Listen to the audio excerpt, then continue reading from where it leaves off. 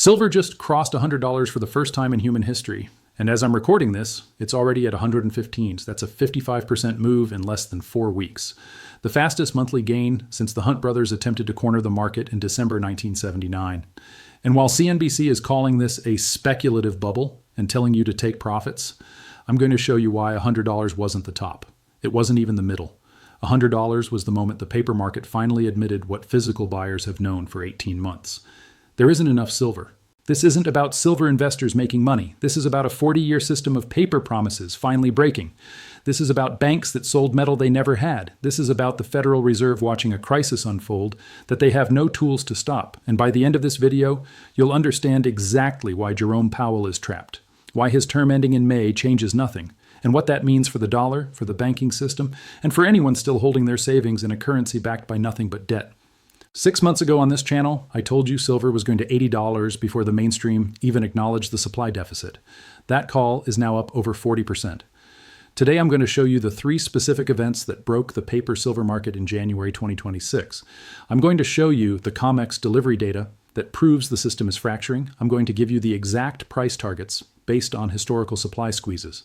And most importantly, I'm going to lay out the timeline for what breaks next. Stay until the end because I'm going to reveal the one indicator that tells you when the paper market completely disconnects from physical. It's called backwardation. Silver is already there. And we're closer to a complete market structure failure than anyone on financial television is willing to admit. If you want to understand what's really happening in the monetary system before the mainstream tells you what to think, hit subscribe, because by the time they catch up, the move will be over. Let's get into it. Let's start with what everyone already knows. Silver closed above $100 per ounce on January 20th, 2026. The headlines called it historic. Trading volume hit records. Social media exploded. Year to date, silver is up over 55%. It's outperforming gold by a factor of 3. Mining stocks have doubled. But here's what the headlines aren't telling you. The price didn't break $100 because of speculation. The price broke $100 because the paper market could no longer pretend there was enough physical silver to back the contracts being traded. This is the difference between a rally and a structural break. A rally reverses. A structural break changes the game permanently. Let me explain this simply because it's the key to understanding everything that follows. Imagine a coat check at a restaurant. You hand over your coat, they give you a ticket. That ticket represents your coat. As long as you trust you can get your coat back, the ticket has value. Now imagine the restaurant sold 10 tickets for every coat they actually have. That works fine as long as only 1 in 10 people ask for their coat at the same time. But what happens when 3 people show up at once? 2 people don't get a coat. That's exactly what's happening in the silver market right now. According to data from the CME Group, the COMEX, which is the main futures exchange for silver trading, has open interest representing hundreds of millions of ounces. But registered silver, the metal actually available for delivery, has collapsed over 70% since 2020.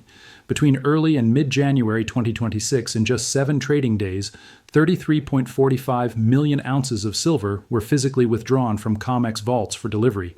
That's 26% of total registered inventory gone in a single week. And here's what makes it worse. Much of what COMEX reports as available inventory isn't actually available. A significant portion is categorized as eligible rather than registered, which means it's in the vault but not available for delivery. When you strip out the accounting games, the pool of truly deliverable silver is far smaller than the headline numbers suggest. For decades, this fractional system worked because most traders didn't want physical delivery. They wanted price exposure. They would close their paper positions before delivery date and take their profits in cash. The physical metal just sat there, backing paper claims that rarely got exercised. But starting in 2024 and accelerating through 2025, that changed. Industrial users started demanding physical delivery. Sovereign wealth funds started demanding physical delivery. Retail investors, after watching what happened with GameStop and understanding how fractional systems can be squeezed, started demanding physical delivery in unprecedented numbers. The data tells the story. In January 2026, something extraordinary appeared in the CME's open interest reports. Traders holding March silver futures contracts were rolling their positions backward, not forward. They were moving from March to January and February to stand for immediate delivery. They weren't willing to wait 8 weeks for their metal. According to trading desk sources, 850,000 ounces worth of silver longs rolled backward in a single day because they simply could not wait until March to take delivery. When futures traders pay premiums to accelerate delivery instead of collecting premiums to delay it, that's not normal market behavior. That's a bank run in slow motion. Silver breaking $100 wasn't random. It was the culmination of 3 specific events that occurred within 60 days of each other. Each one, on its own, would have been manageable. Together, they were catastrophic for the paper-silver system. The first trigger was China's export restrictions and the explosion in Shanghai premiums. The second was the COMEX delivery crisis and the data showing registered inventory collapsing. The third was the sovereign wealth fund catalyst that announced a massive shift into physical precious metals. Each of these events exposed the same underlying truth. There isn't enough physical silver to meet the obligations the paper market has created. And once that truth became undeniable, the price had nowhere to go but up. Now, you might think the Federal Reserve would step in to stabilize the market. They've bailed out banks before. They've intervened in commodity markets before. They printed $4 trillion during COVID to prevent a financial collapse. Why not do something now? That's the core thesis of this video. The Fed can't stop what's coming in silver. Not because they don't want to, because they literally don't have the tools. Jerome Powell is watching a train wreck in slow motion, and the Federal Reserve doesn't have brakes that work on this particular track. But first, let's look at each of these three triggers in detail. Because the specifics matter. They're not just historical footnotes, they're the roadmap for what happens next. Trigger 1. The China Silver Wall. On January 1st, 2026, while Western markets were still recovering from New Year's celebrations, a new reality dawned in Asia. China's Ministry of Commerce officially added silver to its list of dual-use strategic materials, the same classification previously applied to gallium and germanium. This wasn't a minor regulatory adjustment. This was the construction of what analysts are now calling the Great Silver Wall. The new regulations require Chinese refiners to obtain special state permits to export silver bars or granules. Export volumes have been slashed by up to 40% compared to the previous year. And because China processes approximately 70% of the world's refined silver, this single policy decision fundamentally altered global supply flows overnight. But the export ban was only half the story. What happened inside China revealed something even more alarming about the state of global silver demand.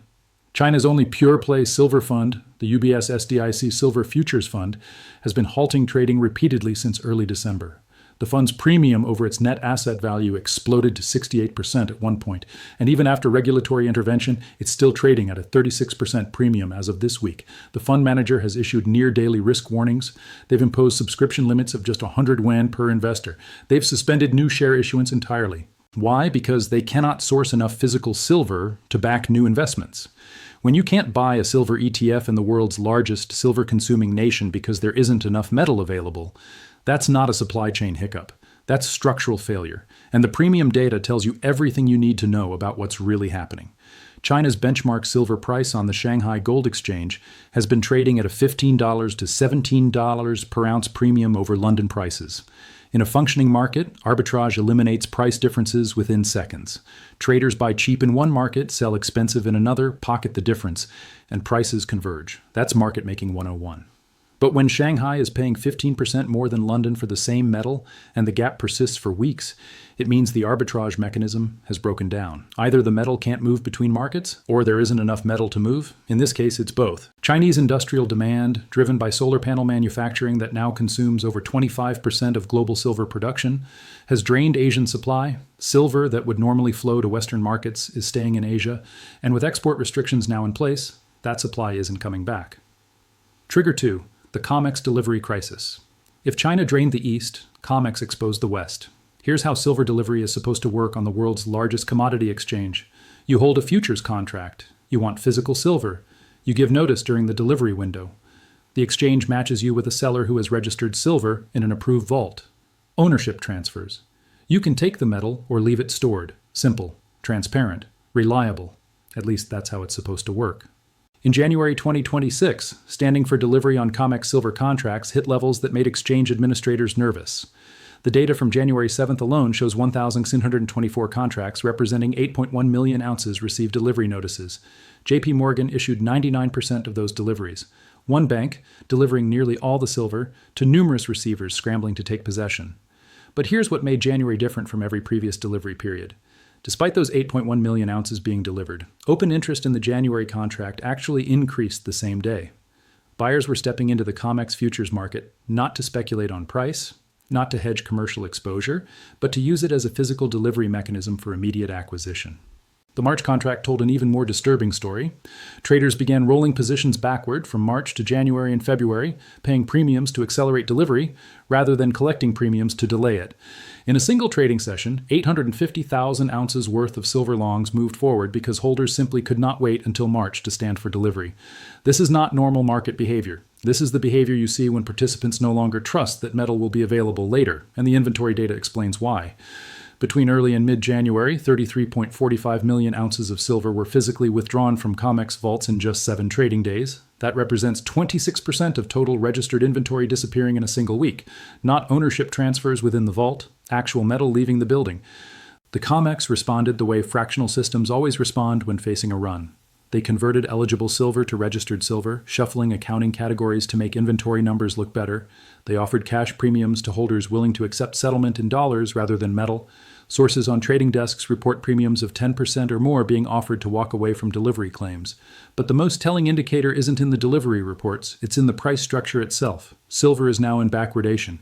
That means the spot price, what you pay for metal right now, is higher than the futures price, what you'd pay for metal delivered later. In a normal commodity market, futures trade at a premium to spot because of storage costs and the time value of money. When that relationship inverts, when spot trades above futures, it signals that the market is desperate for immediate supply. It's the commodity equivalent of a bank offering you more money to withdraw your savings today than to leave them deposited for 6 months. Backwardation in silver is a warning siren, and it's been blaring for weeks. Trigger 3. The sovereign wealth fund catalyst China restricted supply. COMEX revealed the system was fractional. But the third trigger is what made $100 inevitable. In the first week of January 2026, multiple sovereign wealth funds, including at least one major Middle Eastern fund managing hundreds of billions in assets, announced strategic reallocations into physical precious metals. Not ETFs, not mining stocks. Physical metal in allocated segregated storage under their direct control. Sovereign wealth funds don't make announcements like this casually. They have teams of analysts, economists, and geopolitical strategists who model scenarios years in advance. When a sovereign wealth fund publicly shifts to physical precious metals, they're making a statement.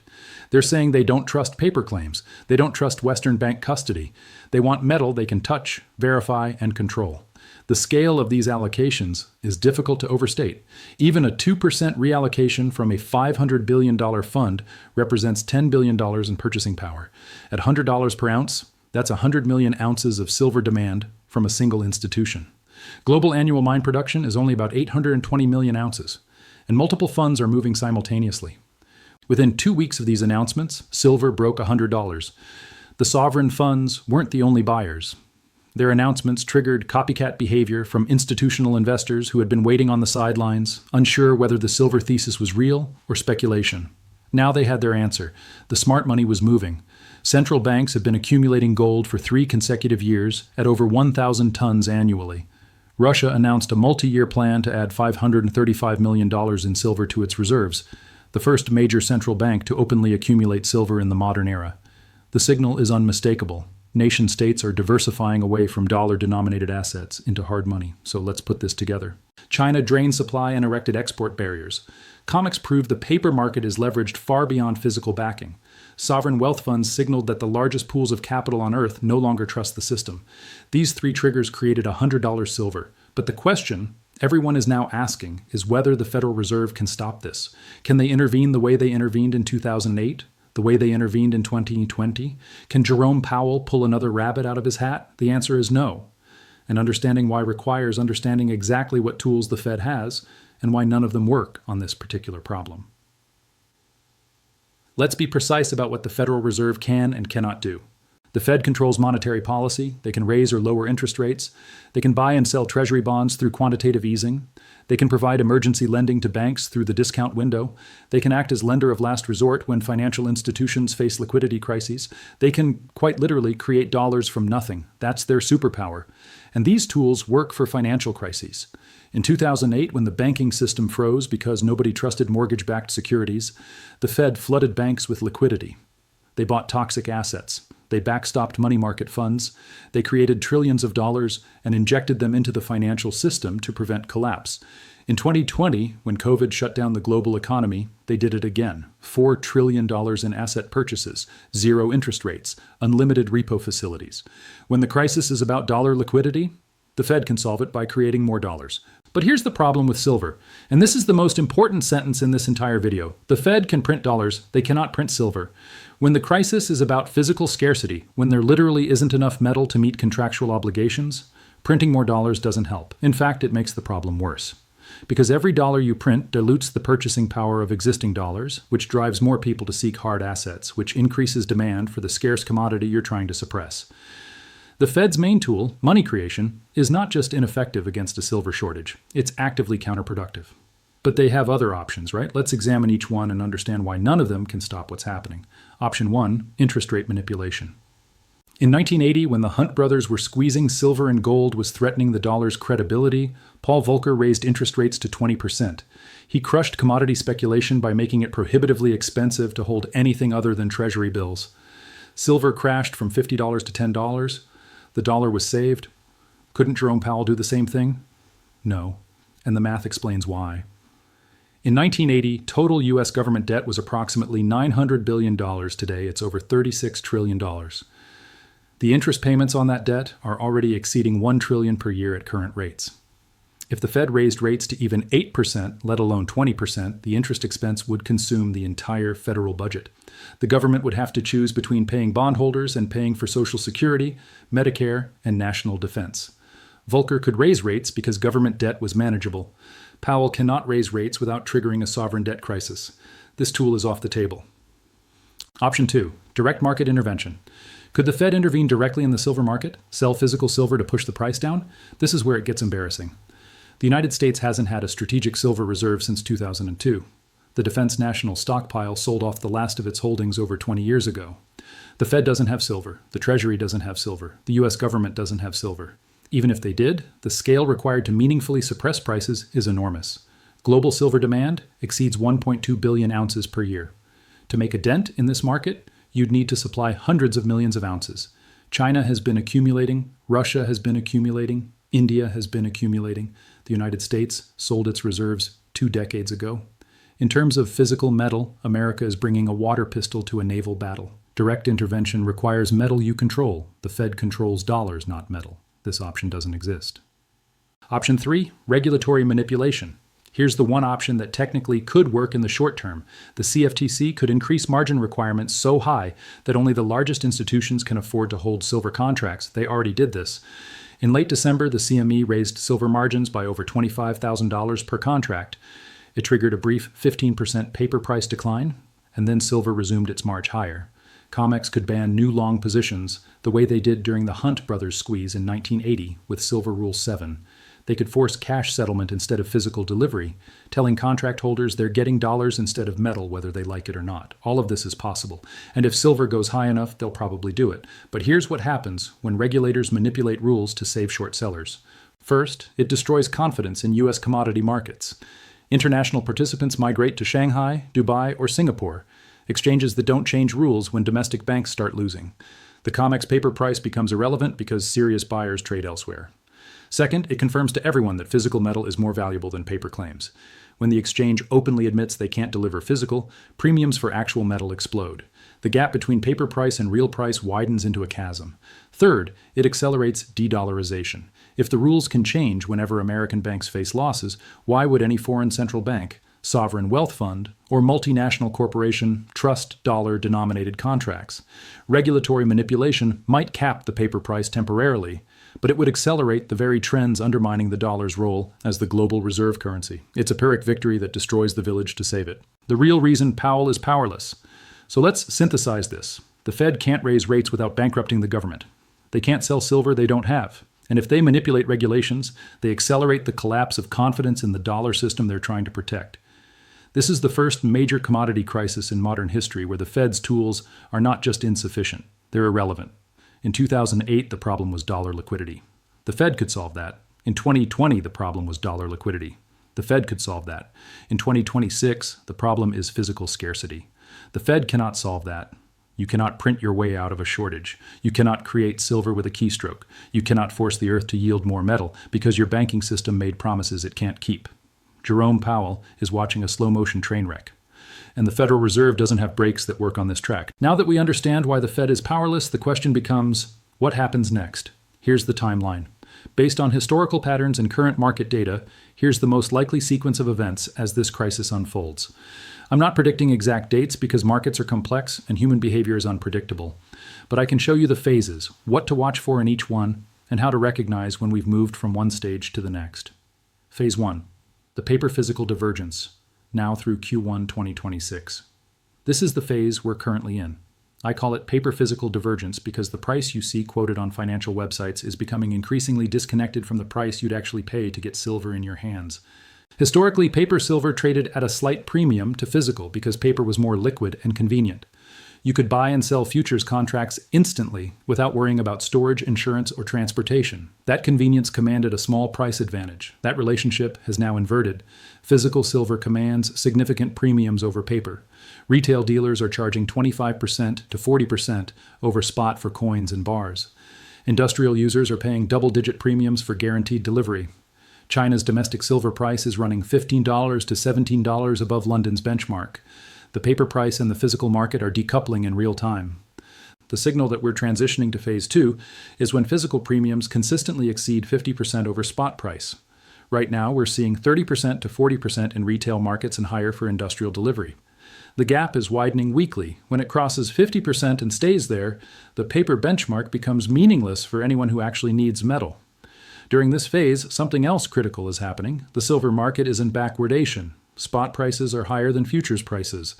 That's the market screaming for immediate supply and offering a premium to anyone who can deliver metal now rather than later. Backwardation in precious metals has historically been a precursor to violent price moves. It preceded the 1980 spike. It appeared before the 2011 run to $50, and it's here now. Phase 2, Exchange Intervention, Q2 2026. Phase 2 begins when exchanges are forced to intervene to prevent delivery defaults. We've already seen the opening salvos. The CME raised margin requirements by over $25,000 per contract in late December, triggering a brief paper price crash while physical premiums exploded. That was a warning shot. Based on historical precedent and current inventory drawdown rates, I expect more aggressive interventions between March and June 2026, when the next major delivery periods create another inventory crisis. Here's what you'll see when Phase 2 kicks into high gear. Margin requirements will increase again, possibly by 50% or more in a single announcement. The stated reason will be market volatility and investor protection. The real reason will be forcing leveraged longs to liquidate their positions because the exchange can't source enough metal for delivery. Position limits will be implemented or tightened, preventing large holders from accumulating contracts that could demand delivery. Cash settlement premiums will be offered more aggressively, possibly 15% to 20% over spot, to entice holders to accept dollars instead of metal. And if the situation becomes desperate enough, we could see a repeat of Silver Rule 7 from 1980. That's when COMEX prohibited new long positions entirely, making it illegal to buy silver futures. You could only sell or hold existing positions. The paper price crashed 50% in weeks, while physical premiums went parabolic. The signal for Phase 2 beginning is an announcement from COMEX or LBMA about temporary market adjustments, enhanced delivery procedures, or extraordinary circumstances requiring flexibility. That's exchange speak for we're changing the rules because the system is about to fail. Phase 3, Price Discovery Migration, Q3, Q4, 2026. Phase 3 is when the paper exchanges lose their relevance entirely. If COMEX and LBMA are forcing cash settlement and manipulating rules to prevent physical delivery, they're no longer pricing actual silver. They're pricing a synthetic derivative that has no reliable connection to real metal. Serious buyers, the industrial users who need silver for solar panels and electronics, the sovereign funds protecting national wealth, the central banks accumulating hard assets, will stop looking at COMEX for price signals. Price discovery will migrate to markets that actually deliver metal. The Shanghai Gold Exchange is already the world's largest physical precious metals market. Dubai Multi-Commodities Center is growing rapidly as Middle Eastern and Asian capital seeks alternatives to Western exchanges. Direct miner-to-industrial contracts will become more common as manufacturers bypass intermediaries entirely. During this phase, you could see the COMEX paper price and the Shanghai physical price diverge by 50% or more. The paper price becomes a fiction, a number on a screen that bears no relationship to what real buyers pay for real metal. This has happened before. Russian ruble markets in the 1990s saw official exchange rates diverge completely from black market rates because the official market didn't reflect reality. Venezuelan bolivar pricing became meaningless as hyperinflation took hold. When a pricing benchmark loses credibility, users abandon it. Phase 4, Systemic Contagion, 2027 and beyond. Phase 4 is the scenario nobody in official positions wants to discuss. Major banks have derivative positions across multiple markets: silver, gold, interest rates, currencies, credit default swaps. These contracts often contain cross-default clauses. If a bank defaults on silver delivery obligations, counterparties can terminate all other derivative contracts with that institution. The Bank for International Settlements estimates global over-the-counter derivatives at over $630 trillion in notional value. Silver derivatives are a tiny fraction of that total, but counterparty trust is binary. Either you trust your counterparty or you don't. If banks start defaulting in silver, why would you trust their interest rate swaps, their currency forwards, their credit guarantees? This is exactly what killed Lehman Brothers, not the initial mortgage losses, the cascade of counterparty defaults that made every other financial institution refuse to do business with them. Phase 4 may never happen. It depends on whether phases 2 and 3 are managed carefully, but if contagion takes hold, we're looking at a 2008 scale event, or worse. If you already own physical silver, you've been called a lot of things over the years. A conspiracy theorist, a doom and gloomer, a prepper, someone who doesn't understand modern finance. But you understood something that the sophisticated minds on Wall Street missed. Paper claims on assets are not the same as owning the assets. When the music stops, only those holding physical metal have a chair. Here's what you need to know going forward. Don't sell your physical for paper gains. The entire thesis of this video is that paper currency is losing credibility. Selling silver for dollars is trading real wealth for depreciating currency. You wouldn't sell your lifeboat because someone offered you a nice price while the ship was sinking. Verify your storage. If your silver's in a bank-safe deposit box, understand that banks can restrict access during a crisis. They did it during the banking holidays of the 1930s. They can do it again. If your metal is in a third-party vault, confirm it's allocated and segregated, not pooled with other customers' holdings, and keep at least some portion in your direct physical possession. Be prepared for volatility. If exchanges intervene the way they did in 1980, the paper price could crash temporarily while physical premiums explode. The chart will show silver collapsing. The reality will be that you can't buy physical at any price. Don't panic. Don't sell. Ignore the paper fiction and hold your metal. If you don't own silver and you're watching this thinking you missed the move, you need to reframe your perspective. $100 silver isn't the end of a rally. Based on the supply fundamentals we've discussed, the inventory drawdowns, the backwardation, the sovereign accumulation, $100 might be the starting point for the real move. The question isn't whether you missed $30 silver. The question is whether $115 silver is cheap compared to where this market is heading when the paper system finally breaks. Accept higher premiums. You might pay 30% to 40% over spot for physical metal right now. That's the cost of scarcity. Waiting for premiums to drop means waiting for supply to normalize, and based on everything I've shown you today, normalization isn't coming anytime soon. Prioritize recognizable products. Government mint coins like American Eagles, Canadian Maple Leafs, and Austrian Philharmonics have better liquidity than generic bars. When you eventually need to sell or trade, brand recognition matters. Avoid paper silver entirely. No SLV. No futures unless you understand the delivery process and are prepared to take possession. No unallocated accounts. The entire crisis we've documented is about paper claims being exposed as unbacked. Don't be holding paper when the music stops. Silver breaking $100 is a symptom, not the disease. The disease is a 50-year experiment in unbacked currency, fractional reserve paper markets, and debt-fueled growth that's finally hitting physical limits. Silver is just the canary in the coal mine. It's a small market relative to bonds or stocks or real estate, but it's exposing the same fractional dynamics that exist throughout the entire financial system. The Fed can't stop what's coming because the Fed's tools are designed for dollar problems, and this is a scarcity problem. They can print money, they can't print metal, and as that reality becomes clearer to more participants, confidence in the entire paper system erodes. I said at the beginning of this video that $100 wasn't the top. It wasn't even the middle. Now you understand why. This isn't speculation. This is supply math. There isn't enough physical silver to meet the obligations the paper market has created, and when obligations exceed supply, prices adjust violently. If you found value in this analysis, share it with someone who needs to understand what's happening before the mainstream media tells them it's too late. I'll see you in the next one.